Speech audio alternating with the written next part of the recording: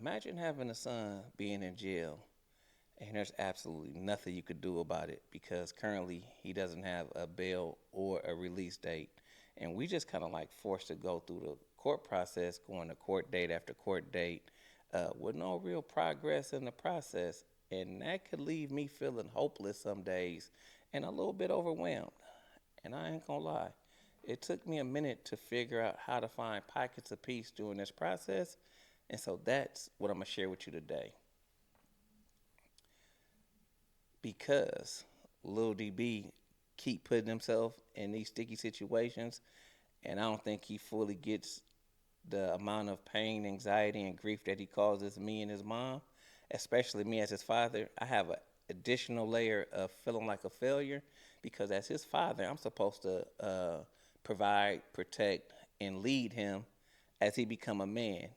And even though I knew I was doing everything that I was supposed to do, I couldn't quite grasp the concept of him not following like he should until I understood that he just had a different thought process and it was his actions and his decisions that got him where he is. So he has to deal with his consequences. And that don't really have no bearings on me as far as that goes, but it doesn't stop me from having the feelings of a failure, feeling like I failed him, and it doesn't stop me from feeling the level of grief and anxiety from him being in jail because he placed himself in that situation as his father. I still am responsible for still guiding him and supporting him through this process, and sometimes that support comes in the form of me having to go visit him, and that visiting process is a whole different beast because I'm a grown man and I can't wear my watch.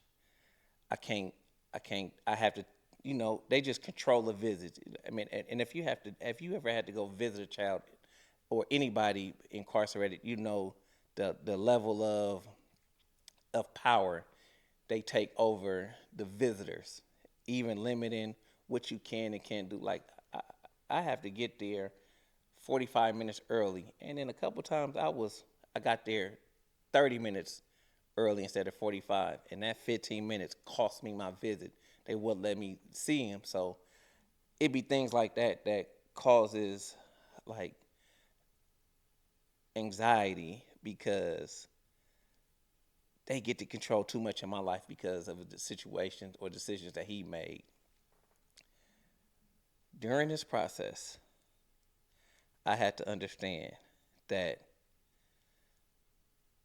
it was certain things that I could do to protect my peace, and those are things I had to start doing.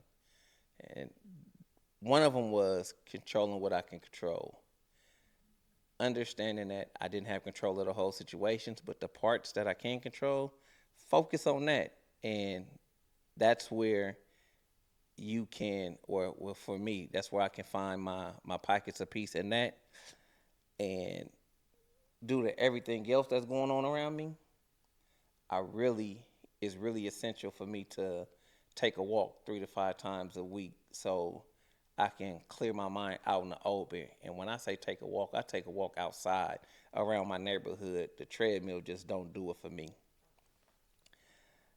And the best thing that I could do for myself is I got other people around me who kids are incarcerated as well.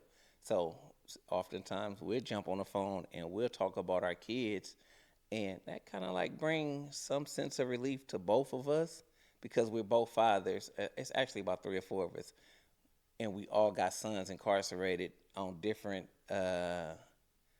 levels of the system.